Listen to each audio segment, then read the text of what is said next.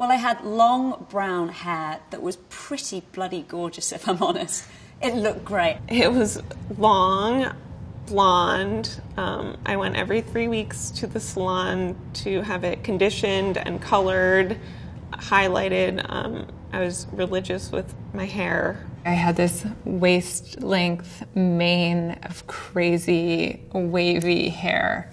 And I used to think it was my biggest asset. Now looking back, I think that I hid behind my hair a lot more than I realized. I've always loved my hair. I've had a good relationship with my hair. So, yeah, it was difficult to shave it off and to kind of take away that security blanket. But I realized that I'm not going to have that anymore, and I chose to take it away from myself as well and not hold on to something that's not there. I really felt like my loss of my hair was so related with getting better, and that's kind of how I thought of it. And it was hard. It was hard to go out. I think beauty to me was just like I wanted to fit in, and now it's like I want to stand out.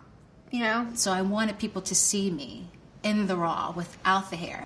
It wasn't until the end of last year where I could finally put back on a wig. And it felt really liberating as well because there was some resemblance of the girl who I was before, and it wasn't a negative thing. I wasn't upset losing my hair because I'm one of those people who I go to the hair cuttery and I look through the magazines and I'm like, oh, I like that haircut. So I've had my hair short, I've had my hair long. And before I started losing my hair, one of the nurses suggested I go get a wig that looks like my hairstyle and my color before it falls out. And I just have to wear a hat or a scarf with it so I can look like myself. I wore a wig immediately after I shaved my hair off. That seemed like the natural progression.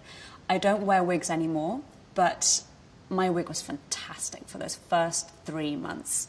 It really got me over a tough period where I didn't want to be without hair. And I slowly started transitioning to finding my own style. I realized that for someone as young as me, the wig wasn't really working. I remember sitting with my friend, my other friend, and I took my wig off and he was like, oh my God, you're beautiful and you never should put a wig on again. No one had ever said that to me that I can recall. To me, beauty and femininity isn't just about putting your best features forward, but it's about embracing your flaws and accepting who you are, all of who you are. The bald, the thick-haired, the pale, the tan, the whatever. I think especially more so now, without having hair, I notice more than just hair. I notice beautiful features on somebody's face. Somebody might have beautiful eyes or big full lips or great cheekbones, and everybody has a special feature.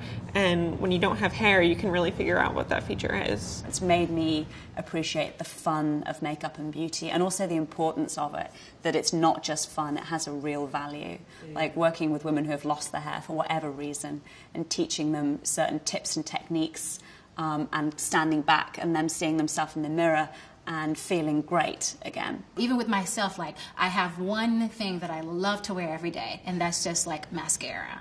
And it sort of just brings things back to its natural state of just the simplicity of what it is. It doesn't take me to have a lot to be beautiful. Beauty is actually about the person and what's inside of them and what their message is. That's actually what is the most beautiful.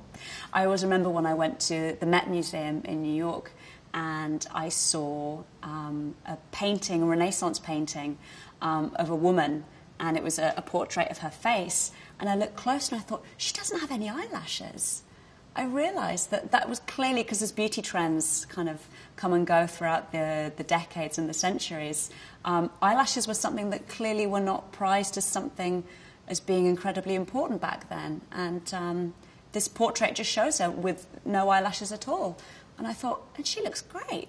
And so I immediately went down to the gift shop and bought the postcard.